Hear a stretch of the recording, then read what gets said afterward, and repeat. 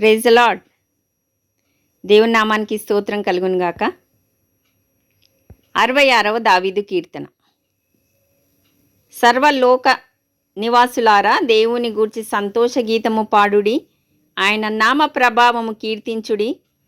ఆయనకు ప్రభావం ఆరోపించి ఆయనను స్తుతించుడి. ఇలాగు దేవుని స్తోత్రము చెల్లించుడి. నీ కార్యములు ఎంతో భీకరమైనవి. నీ బలాతీశమును బట్టి నీ శత్రువులు లొంగి నీ యొద్దకు వచ్చెదరు. సర్వలోకము నీకు నమస్కరించి నిన్ను కీర్తించును. నీ నామమును బట్టి నిన్ను కీర్తించును. దేవుని ఆశ్చర్యకార్యములను చూడరండి. నరుల ఎడల ఆయన జరిగించు కార్యములను చూడగా ఆయన భీకరుడయ్యున్నాడు. ఆయన సముద్రమును ఎండిన భూమిగా చేసెను. జనులు కాలినడకచే దాటిరి. అక్కడ ఆయన యందు మేము సంతోషించితిమి. ఆయన తన పరాక్రమము వలన నిత్యము ఏలుచున్నాడు. అన్యజనుల మీద ఆయన తన దృష్టి ఉంచియున్నాడు. ద్రోహులు తమ్ము తాము హెచ్చించుకొన తగదు. జనములారా, మా దేవుని సన్నుతించుడి. గొప్ప స్వరముతో ఆయన కీర్తి వినిపించుడి. జీవప్రాప్తులనుగా మమ్మను కలుగజేయువాడు ఆయనే. ఆయన మా పాదములు కదలనీయడు. దేవా, నీవు మమ్మను పరిశీలించియున్నావు. వెండిని నిర్మలము చేయు రీతిగా మమ్మను నిర్మలులను చేసియున్నావు. నీవు బందీగృహములలో మమ్మను ఉంచితివి.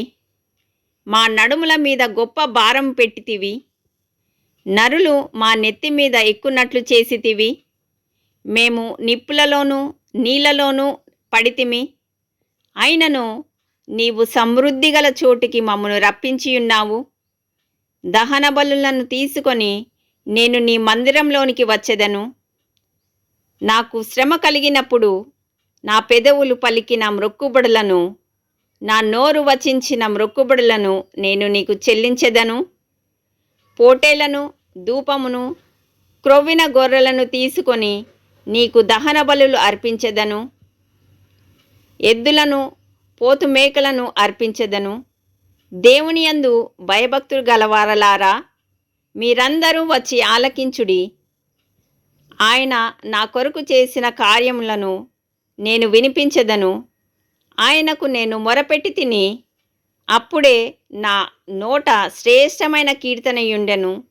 నా హృదయంలో నేను పాపము లక్ష్యము చేసిన ఎడల ప్రభువు నా మనవి వినకపోవును. నిశ్చయముగా దేవుడు నా మనవి అంగీకరించియున్నాడు. ఆయన నా విజ్ఞాపన ఆలకించియున్నాడు. దేవుడు నా ప్రార్థనను త్రోసివేయలేదు. నా యొద్ద నుండి తన కృపను తొలగింపలేదు. ఆయన సన్నుతింపబడునుగాక. హల్లెలూయా. Praise the lord.